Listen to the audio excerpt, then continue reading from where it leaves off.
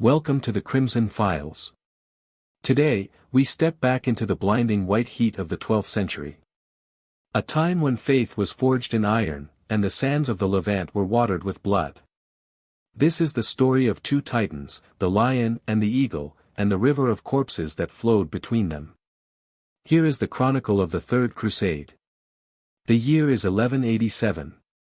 The location is the King's Highway, a ribbon of trade and peril stretching across the Transjordan. The sun here does not merely shine, it hammers the earth.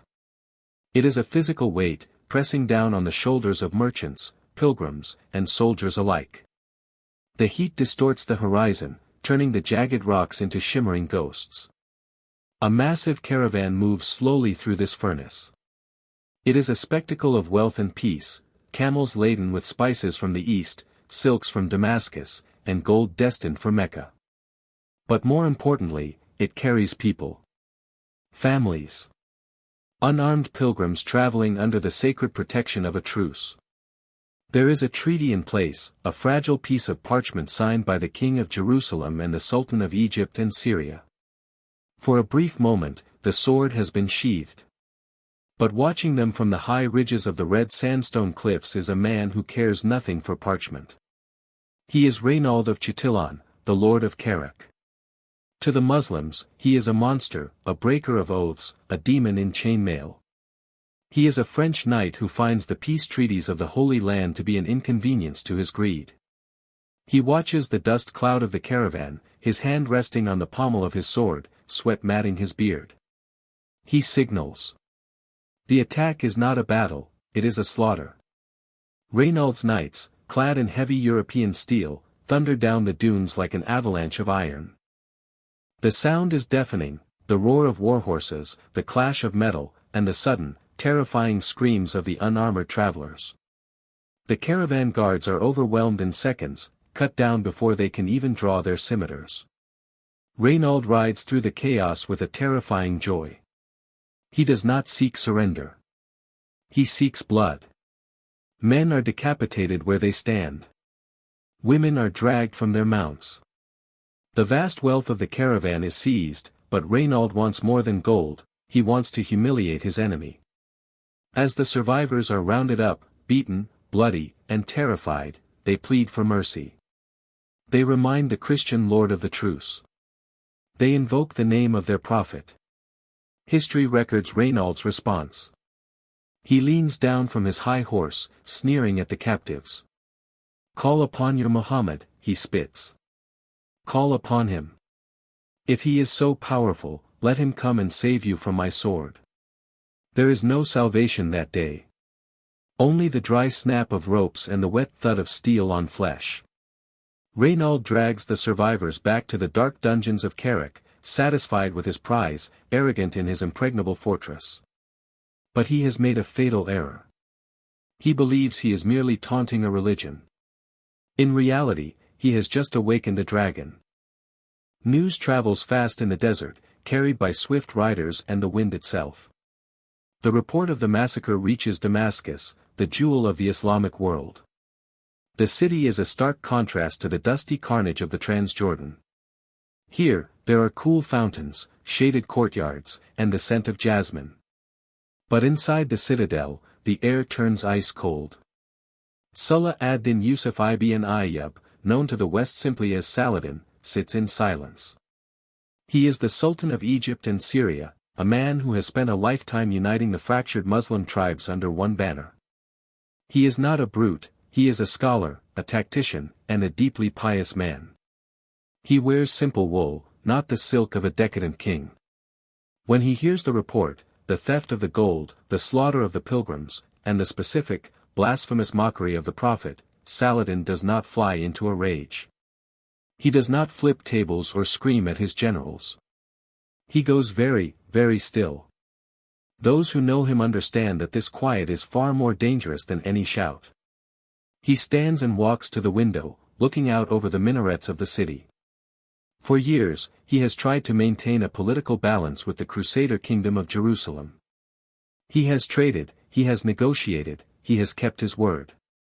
But Raynald of Châtillon has proven that honor means nothing to the Franks. Saladin turns to his scribe. His voice is low, steady, and terrifyingly final. He dictates a letter to the rest of the Islamic world, a call to arms that will shake the foundations of the Middle East. He declares that the time for truces is over. The truce is dead, killed by Raynald's hand. Then, he does something rare. In the presence of his court, under the eyes of God, Saladin makes a personal oath. He raises his hand and swears a solemn vow. He pledges that he will crush the Crusader armies. He pledges that he will retake Jerusalem. But the core of his vow is personal. He swears that if he ever captures Raynald of Châtillon, he will not ransom him. He will not imprison him. He will kill him with his own hand. The order goes out. From the Nile Delta to the mountains of Mosul, the drums of war begin to beat. Black banners are unfurled. The jihad is declared. Saladin gathers an army the likes of which the Holy Land has not seen in a generation, 12,000 heavy cavalry and countless infantry. They are not marching for land. They are marching for judgment. The storm is gathering, and it is heading straight for the Kingdom of Jerusalem. The Kingdom of Jerusalem is a realm divided. While Saladin unites the East with a single purpose, the Crusader court is a viper's nest of jealousy, ambition, and blinding arrogance. At the center of this dysfunction sits King Guy of Lusignan. He is a man who looks the part of a king, handsome, tall, draped in the finest velvet, but beneath the crown, he is hollow. He owes his throne to marriage and maneuvering, not merit. He is weak, and in the shark tank of Holy Land politics, weakness is blood in the water. The news of Saladin's massive muster reaches them. The Saracen army has crossed the Jordan River. They are not raiding, they are invading. Saladin lays siege to the city of Tiberias, trapping the wife of Count Raymond of Tripoli inside. It is a calculated bait. Saladin is dangling a prize to lure the Crusaders away from their well-watered strongholds and into the arid wasteland. The Crusader lords gather at the springs of Sephoria. It is one of the largest armies the kingdom has ever assembled, nearly 20,000 men, over 1,000 knights in full plate. But the council of war is a battlefield in itself. Count Raymond, a veteran of the desert who speaks Arabic and knows Saladin's mind, pleads with the king. Do not march, he urges. His voice is desperate. He tells them that Tiberias is just stone and mortar, that even his own wife is not worth the destruction of the kingdom. If we stay here, by the water, Raymond argues, Saladin's army will eventually dissolve. The heat will defeat them. But if we march across the barren plateau in July, the sun will kill us before the enemy ever does. It is the voice of reason. But reason has no place here. Raynald of Châtillon and Gerard de Ridefort, the Grand Master of the Templars, step forward. They despise Raymond. They smell fear. Gerard, a fanatic who believes God commands the sword to always be swinging, whispers poison into King Guy's ear. He calls Raymond a traitor. He calls Raymond a traitor. He questions the king's manhood. Do you wish to be known as the king who let a Christian city fall without a fight? He sneers. Do you wish to be the king who hid by the springs while the infidel mocked him? Guy looks at the map. He looks at the knights who crave glory. He looks at the shimmering heat haze to the east. He cracks. Ignoring the wisdom of his most experienced general, he orders the army to prepare. They will march at dawn. They will leave the life-giving water of Sephoria and cross the dry, scorching plains to relieve Tiberias. It is the decision that will doom a kingdom. The order is given, and 20,000 men begin to sharpen their blades, unaware they are sharpening their own executioner's axes. July 3, 1187. The Crusader army moves out. It is a glistening river of steel, banners snapping in the wind, the true cross carried at the vanguard in a gold-encased box. They look invincible. But the moment they leave the orchard shade of Sephoria, the sun assaults them. This is not the heat of Europe. This is the Levant in high summer. The temperature soars past 40 degrees Celsius. The knights are wearing padded gambesons, chainmail hauberks, and iron helms. They are walking ovens. Within hours, the sweat is pouring into their eyes, stinging and blinding. Their canteens run dry. Saladin is watching. He has placed his army between the Crusaders and the water at Lake Tiberias. He does not commit his heavy cavalry yet. Instead, he unleashes the swarm. Thousands of Turkish horse archers ride the flanks of the plotting Crusader column. They ride in, loose a volley of arrows, and will away before the heavy Christian knights can charge. It is a death by 1,000 cuts. The arrows rain down, clattering against shields and finding the gaps in the armor. Men fall. Horses scream. But the Crusaders cannot stop, they must reach the water at the Sea of Galilee. But Saladin has another weapon, the wind. As the afternoon drags on and the thirst becomes a physical agony, the Muslims set fire to the dry scrub and grass upwind of the Crusader column. The scene turns apocalyptic. Clouds of choking, grey smoke roll over the Christian army. The soldiers are now blinded, parched, and suffocating. Their eyes burn, their throats close up. They are fighting shadows in a furnace. The discipline begins to fracture. The infantry, desperate for water, tries to break toward the springs, but Saladin's heavy cavalry blocks the way, a wall of iron denying them a single drop. Night falls, but it brings no relief. The Crusaders are forced to camp on a twin-peaked hill called the Horns of Hattin. They have no water. They can hear the Muslim army surrounding them, chanting prayers, their campfires ringing the hill like the eyes of wolves. The psychological terror is absolute. Down below, Saladin's men deliberately pour water onto the sand within earshot of the dying Crusaders, the sound of the splashing liquid driving the thirst-maddened men to the brink of insanity. King Guy sits in his tent, his head in his hands. He knows. Raynald polishes his sword, defiant to the end. But the soldiers lying in the dust outside know the truth. They are not waiting for battle. They are waiting for the slaughter.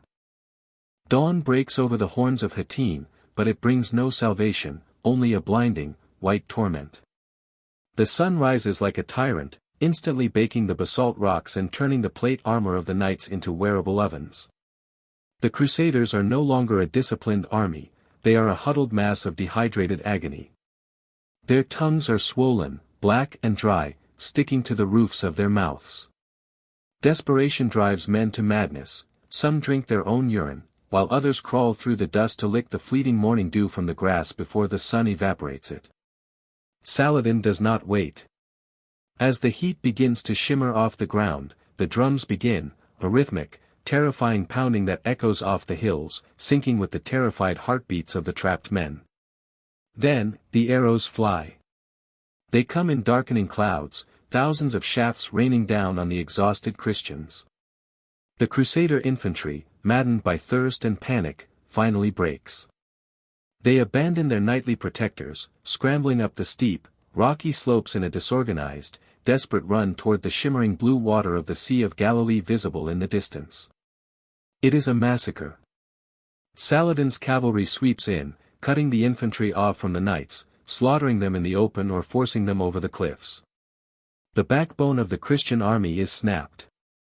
The knights, now isolated on the hill, fight with the fury of trapped lions. They charge repeatedly, slamming into the Muslim lines, their horses frothing and collapsing. They try to break through to the water, but the Saracen lines are a wall of iron.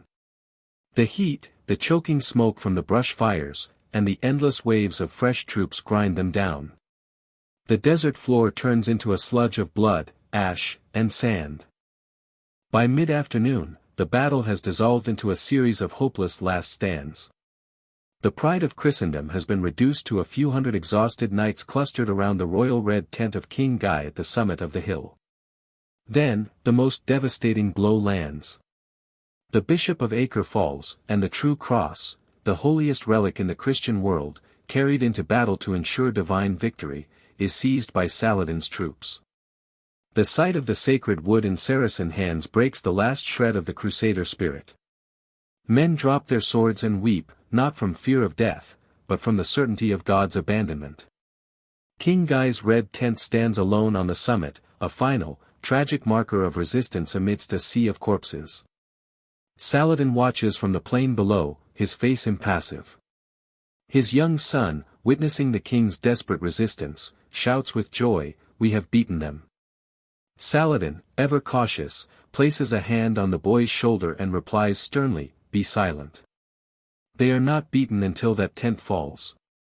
Moments later, the tent collapses, the ropes cut, the silk trampled into the bloody dust. A great cheer rises from the Muslim army, a roar of "Allahu Akbar" that shakes the ground. The fighting stops. The silence that follows is heavy, broken only by the low moans of the dying and the cawing of crows descending on the feast. The King of Jerusalem, the Grand Master of the Templars, and Raynald of Châtillon are dragged from the pile of bodies. They are stripped of their armor, their hands bound, and marched through the carnage of their own army. They are pushed toward Saladin's pavilion. The Lion of the Desert waits. The time for judgment has arrived. Inside Saladin's pavilion, the air is cool, scented with rosewater and musk, a jarring shift from the stench of blood and burning grass outside. King Guy and Raynald of Châtillon stand before the Sultan. They are caked in dust, their lips cracked and bleeding from severe dehydration. They tremble, not just from fear, but from the physical shock of the day's slaughter. Saladin sits on a cushion, his face unreadable. He looks at King Guy, seeing not a monster, but a defeated equal. In a gesture of supreme mercy, Saladin signals to a servant. A goblet is brought forward, filled with water chilled by snow brought from Mount Hermon. To the parched king, it looks like a diamond. Saladin hands the cup to Guy. The king drinks greedily, the water spilling down his matted beard, life returning to his eyes. But then, in his confusion and exhaustion, Guy makes a fatal breach of etiquette. He turns and hands the half-empty goblet to Raynald of Châtillon. Raynald reaches for it, his eyes wild with thirst. But before his fingers can touch the rim, Saladin's voice cuts through the tent like a whip. "Stop." The Sultan turns to his interpreter. "Tell the king," Saladin says coldly, his eyes fixed on Raynald, "that it is he who gives this man drink, not I." The silence in the tent is absolute. In the code of the desert, to give a prisoner food or water is to grant them life. It is a sacred bond of hospitality. By refusing to let Raynald drink from his hand, Saladin has just signed his death warrant. He stands slowly, the heavy fabric of his robe rustling. He walks toward Raynald, the man who slaughtered pilgrims, the man who mocked the prophet. The time for politics is over. Raynald does not cower. He stands tall, a brute of a man even in chains, staring down the Sultan with a sneer of contempt. Saladin speaks calmly, listing Raynald's crimes, the broken truces, the murdered caravans, the blasphemy against Islam. He offers Raynald one final chance: embrace the faith or die. Raynald spits on the ground. "I will not," he growls, his voice raspy but defiant. "I am a knight of France. I bow to no Saracen dog." Saladin nods. The vow he made months ago in Damascus is now due. He draws his scimitar. The steel hisses as it leaves the sheath. In one fluid motion, the Sultan strikes. The blade bites deep into Raynald's shoulder, cleaving through muscle and bone. Raynald drops to his knees, blood spraying across the fine carpets.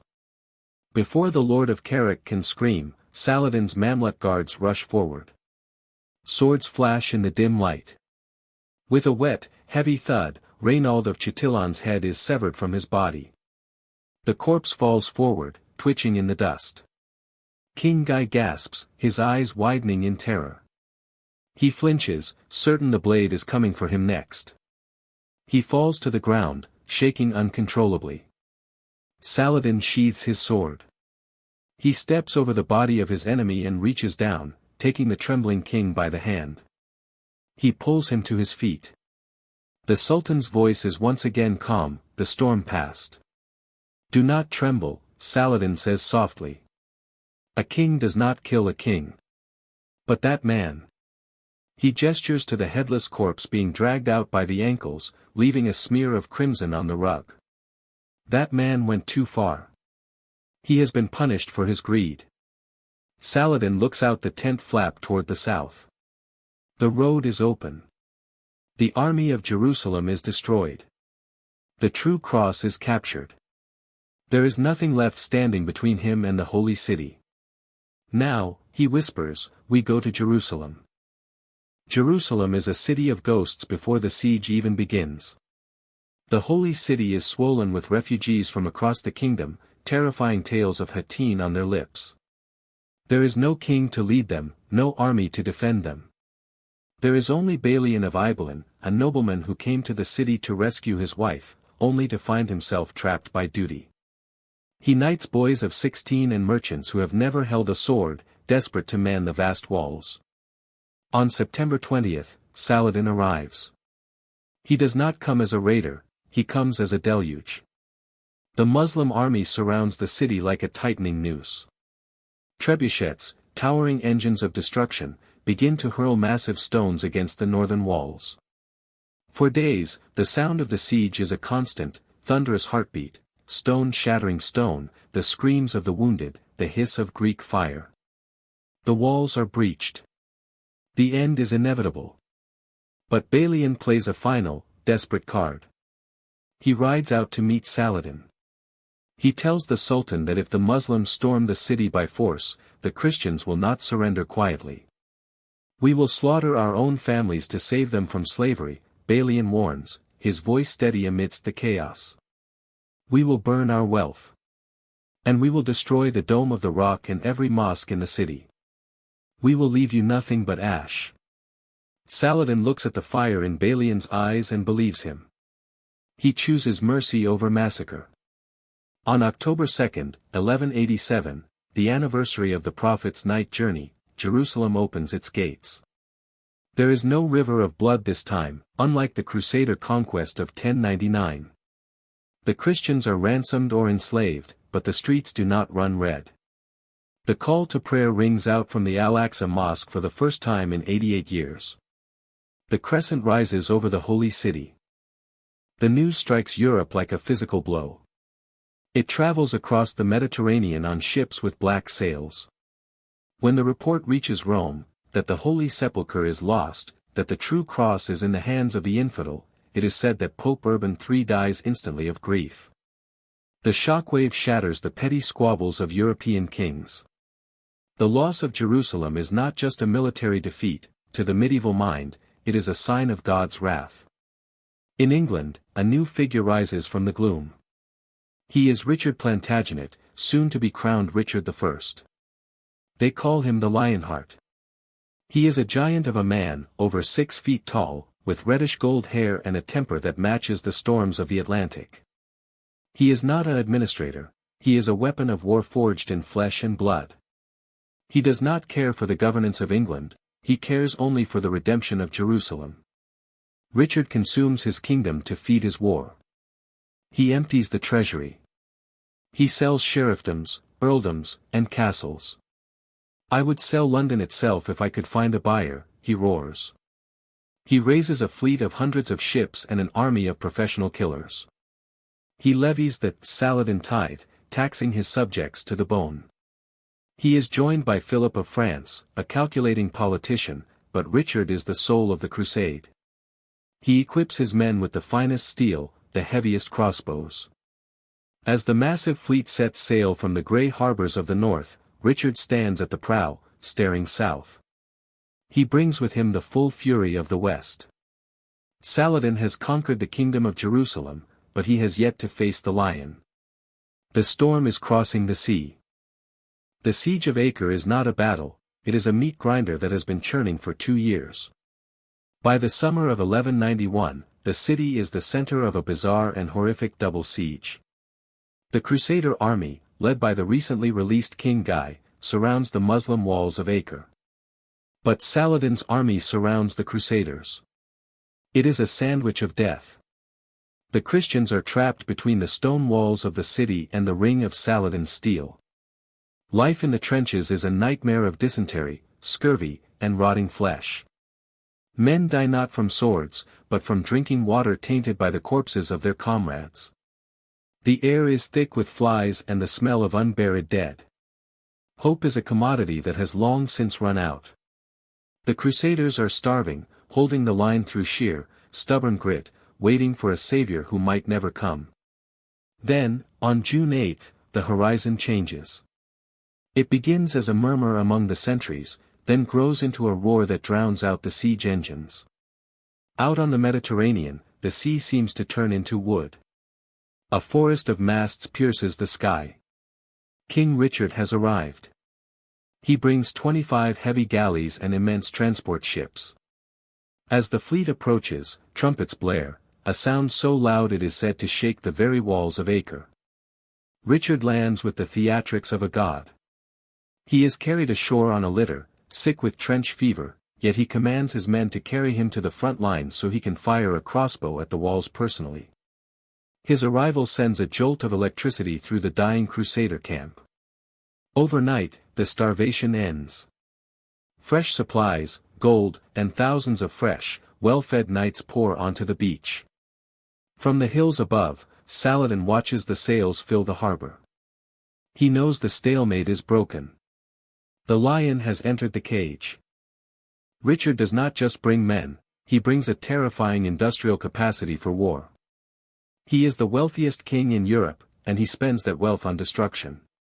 He erects massive siege engines, catapults so large they are given names by the terrified populace inside the city. One is called Bad Neighbor. Another, God's Own Sling. These machines work day and night, hurling boulders the size of horses into the crumbling masonry of Acre. The bombardment is relentless. Richard's sappers, protected by mobile sheds, dig like moles beneath the towers, setting fires to the wooden foundations. The walls of Acre, which had held for 2 years, begin to groan and crack under the assault of the English engineers. Inside the city, the Muslim garrison is desperate. They send signal fires and carrier pigeons to Saladin on the hills, begging for relief. "We can hold no longer," the messages read. Saladin throws his army against the Crusader trench lines in a furious attempt to break the siege, but Richard's defenses are impenetrable. The Crusaders are dug in too deep. On July 12, 1191, the inevitable happens. The garrison of Acre surrenders. The gates open, and the black banners of Saladin are torn down, replaced by the standards of England and France. The Crusaders pour into the city, drunk on victory and greed. They seize the ships, the gold, and the palaces. But the true prize, and the true problem, is the human cargo. Nearly 3,000 Muslim soldiers and nobles are taken prisoner. They are herded into holding pens, stripped of their weapons, and told to wait. They believe they will be ransomed, as is the custom of civilized war. They are wrong. August 20, 1191. The negotiations have stalled. For weeks, messengers have ridden between Richard's camp and Saladin's tent. Richard demands the true cross, a massive ransom of gold, and the release of Christian captives. Saladin, playing for time to gather his forces, delays. He pays in installments. He makes excuses. He tests the young king's patience. But Richard is not a man who waits. He is a man of action, and his army is rotting in the heat, impatient to march on Jerusalem.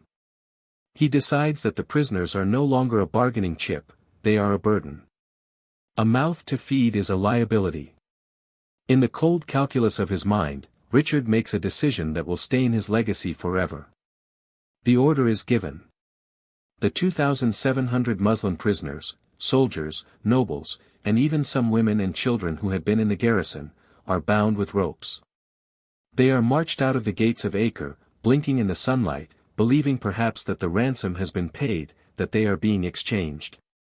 They are led to a hill called Iadai, within full view of Saladin's distant outposts. Richard rides out on his horse, watching the lines form. There is no trial. There is no ceremony.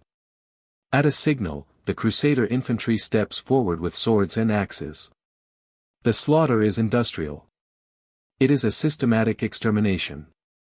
The air fills with the screams of the bound men and the wet, rhythmic thud of steel hacking into flesh. Heads roll down the dusty slopes. Bodies pile up in heaps of tangled limbs. From the distant hills, Saladin's sentries watch in paralyzed horror. They rush to tell the Sultan, but it is too late. By the time Saladin's cavalry can mount a rescue charge, the deed is done. Richard has massacred them all. He leaves the bodies unburied, a feast for the jackals and a message to the Sultan: the time for games is over. I am coming for you. The massacre at Acre changes the war. The chivalry is gone, now, there is only hate. Richard orders the army to march south toward Jaffa, the port nearest to Jerusalem. But this is no ordinary march. It is a moving fortress. Richard proves his genius here. He knows Saladin's strength is mobility, the swift Turkish horse archers who can pick apart a disorganized column. So, Richard builds a formation of iron. He places the infantry on the left flank, shielding the heavy cavalry with a wall of shields and crossbows. On the right, the fleet sails parallel down the coast, providing supplies and a floating hospital. They move in perfect synchronization, a slow, unstoppable juggernaut. For 2 weeks, they march through hell. It is September, the height of the heat. Saladin's army shadows them like a pack of wolves. They cling to the wooded hills on the left, raining arrows down on the Crusaders. The air is thick with buzzing flies and buzzing shafts. The Crusaders are walking pincers. Many soldiers march with 10 or 12 arrows stuck in their padded armor, looking like porcupines, yet they do not break step. Saladin tries everything to bait them. His men ride close, screaming insults, banging drums, exposing themselves to try and lure the Christian knights into a premature charge. If the knights charge and separate from the infantry, they will be surrounded and slaughtered. Richard rides up and down the line, his voice cracking with dust, shouting the order: hold. No man charges until I give the signal. Hold the line. The pressure is immense. The rear guard, commanded by the Knights Hospitaller, is taking the brunt of the attacks. Men and horses are dying. The Grand Master of the hospital rides to Richard, begging to attack. My lord, we are being shamed. We are being slaughtered like cattle. Richard looks at him, sweat pouring down his face, and shakes his head. Not yet, he growls. We wait for Arsuf. September 7, 1191. The plain of Arsuf. The breaking point has arrived. The Crusader column is squeezed into a narrow strip of land, scarcely 2 miles wide, with the dense forest of Arsuf on their left and the cliffs dropping into the sea on their right. Saladin knows this is his last chance to crush the invaders before they reach Jaffa. He empties his quiver. He commits everything. 30,000 Muslim warriors emerge from the tree line. It is a spectacle of terror. Bedouin skirmishers, Nubian archers with red sashes, and heavy Turkish Mamluks thunder down the slopes. The noise is a physical weapon, cymbals clashing, drums beating a frantic rhythm, and thousands of men screaming war cries to drown out the orders of the Christian captains. The attack focuses on the rear guard. The Knights Hospitaller are subjected to a storm of steel. Arrows fall so thick they darken the sun. Horses, maddened by wounds, buck and scream, throwing their riders into the dust. The Hospitallers, the elite tanks of the army, are walking backward, fighting a defensive retreat. They are dying by the inch. The Grand Master of the hospital, Garnier de Nablus, rides to the king again, his voice hoarse with rage. Sire, we are being pressed too hard. We cannot hold. Let us charge. But Richard, watching the enemy swarm, sees that the trap is not yet sprung. He needs Saladin's army closer. He needs them fully committed. You must endure, Richard commands, his face a mask of iron. Wait. But flesh and blood have limits. As a fresh wave of Turkish cavalry slams into the rear, the discipline finally snaps. Two knights, pushed beyond endurance, lower their lances and spur their horses forward. It is the spark that ignites the powder keg. Seeing their brothers charge, the entire rear guard roars in unison and wheels their horses around. Richard sees the line break. He knows that if they charge piecemeal, they will be surrounded. He makes a split-second decision. He does not call them back. The result is one of the most devastating cavalry charges in medieval history. 4,000 armored knights, the flower of European chivalry, slam into the Muslim lines like a mountain falling into the sea. The sound of the impact is deafening, the crunch of bone, the shattering of wood, and the scream of twisted metal. Saladin's light cavalry, designed for speed and harassment, is caught flat-footed. They are too close to run and too light to fight. The wall of European steel rolls over them. Horses and riders are trampled into a bloody paste. The dust cloud kicked up by the charge is so thick that men fight by silhouette and sound alone. In the center of the chaos is Richard. He fights not like a king, but like a man possessed. He wields a heavy Danish axe, hacking through shields and helmets with terrifying strength. Chroniclers on both sides describe him as a reaper at the harvest, cutting a path through the enemy ranks that no man dares to close. He is everywhere at once, rallying the wavering, rescuing the fallen, his voice booming over the carnage. Saladin watches from a nearby hill, stunned. His invincible army, which had conquered the kingdom of Jerusalem, is dissolving before his eyes. He tries to rally his bodyguards, plunging into the fray himself to stop the rout, but the momentum is irresistible. The Muslim army breaks, fleeing back into the safety of the forest of Arsuf. By evening, the field belongs to the Lionheart. The ground is littered with thousands of dead. Richard orders his camp to be pitched on the very spot where the slaughter took place. As the sun sets over the Mediterranean, painting the waves in gold and red, Richard sits in his tent, cleaning the gore from his axe. He has won the day. He has proven that Saladin can be beaten. But as he looks at his exhausted, dwindling army, he knows the truth. He has won the battle, but the road to Jerusalem is still long, and the desert is a vast, unforgiving grave. Winter descends on the Holy Land, and it is a cruelty the Europeans did not expect. They believed the East was a land of eternal sun, but the winter of 1191 is a deluge of freezing rain, hail, and gale-force winds. The Crusader armor, once polished to a shine, rusts on their backs. Their biscuits rot in the sacks. The roads turn into rivers of sucking mud that swallow horses whole. Despite the misery, the army pushes forward, fueled by religious fervor. They reach Beit Nuba, a mere 12 miles from Jerusalem. The holy city is so close they can almost smell the incense burning in the shrines. The soldiers weep with joy. They sharpen their swords, ready to storm the walls and fulfill their vows. But in the command tent, Richard is not weeping, he is looking at a map, and the map tells a grim truth. His spies report that Saladin has poisoned the wells around Jerusalem. The walls have been reinforced. But the real danger lies in the geography. If Richard besieges the city, he will be trapped deep in the hills, far from his supply ships on the coast. Saladin's army, still dangerous and lurking in the wilderness, will cut off their retreat. They might take the city, Richard realizes, but they cannot hold it. It would be a tomb. Richard makes the hardest decision of his life. He orders the retreat. The army is apoplectic. Men throw themselves into the mud, cursing the king. They call him a coward. They point toward the hills where the dome of the rock glints faintly. Legend says that one of Richard's knights rides up to him, pointing to the horizon, shouting, "Sire, come look. You can see Jerusalem." Richard yanks his surcoat over his head, covering his eyes. He turns his horse away. "I will not look," he chokes out, his voice thick with shame and grief. "I will not look upon the city I cannot save."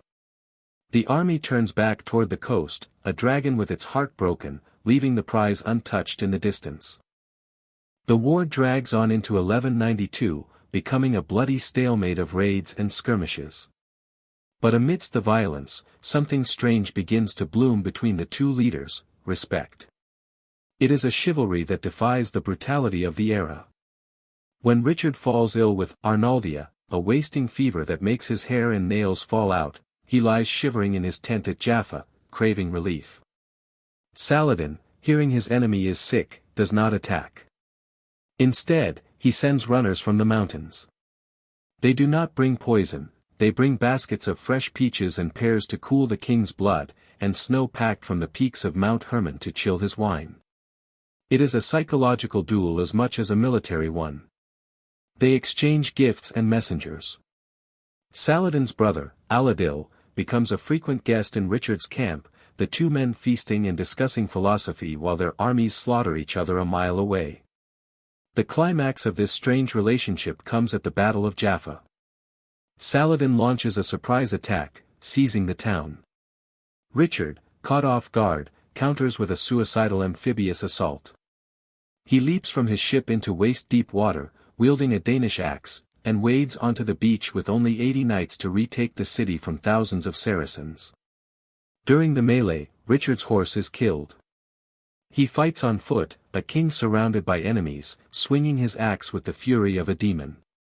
Saladin, watching from a nearby hill, is appalled. To him, a king fighting in the dirt like a common infantryman is a violation of divine order. He turns to his groom and orders 2 magnificent Arabian stallions to be saddled.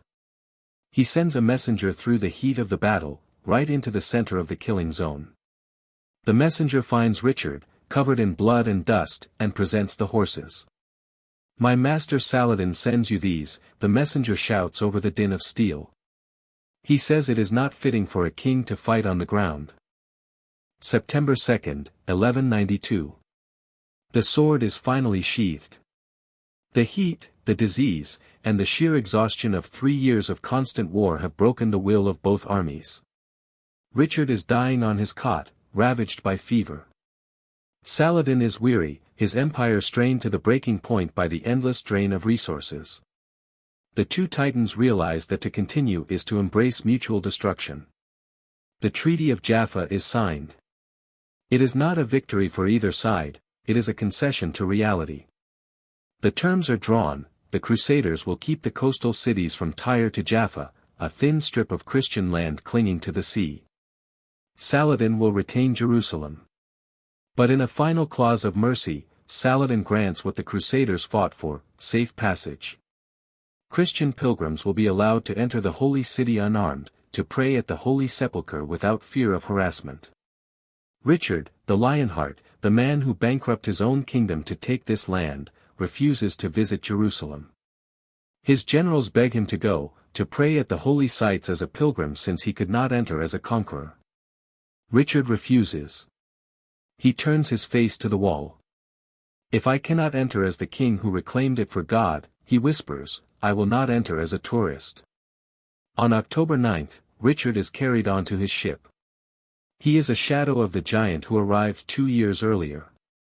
As the galley pulls away from the Levant, Richard leans on his sword, staring back at the fading coastline. He shouts a final message to the wind, a promise to his greatest enemy: "I will return. I will return to take back what is mine." Saladin, hearing of this, reportedly smiles sadly. He tells his court, "If I must lose this land, I would rather lose it to him than to any other prince on earth." Richard the Lionheart sails into the sunset, destined for a German prison and an early death by a crossbow bolt in France. He never sees the Holy Land again. Saladin returns to Damascus. He does not return as a triumphant conqueror basking in wealth, he returns as an old man who has given everything to his cause. The long war has consumed him, eating away at his strength just as the rust eats the sword. The winter of 1193 brings a fever, bilious and relentless. For 2 weeks, the most powerful man in the Islamic world, the ruler of Egypt, Syria, and Yemen, lies sweating in simple linens, listening to the Quran being recited by the bedside. On March 4, 1193, the lion of the desert takes his final breath. The city of Damascus erupts in grief. Crowds flood the streets, wailing for the protector of the faithful. But when his officials open his private treasury to pay for the funeral, they stop in shocked silence. The chest is empty. There are no rubies. No diamonds. No piles of gold dinars. They find only 47 silver dirhams and a single piece of Tyrian gold dust. It is not even enough to pay for the grave digger or the shroud. Saladin, the Sultan who defeated the combined might of Europe, had given away every coin he ever touched to the poor, to his soldiers, and to the widows of the war. He died possessing nothing but his honor. His friends are forced to borrow money to bury him. The Third Crusade ends not with a bang, but with a quiet, dusty grave in Damascus and a broken king in Europe. They were enemies who watered the desert with blood, yet they are bound together in history forever. The Lion and the Eagle. Two men who defined the concept of chivalry in an age of slaughter. History is written in blood, and we have only just begun to read it. If you wish to uncover more dark chapters of the past, subscribe to the Crimson Files.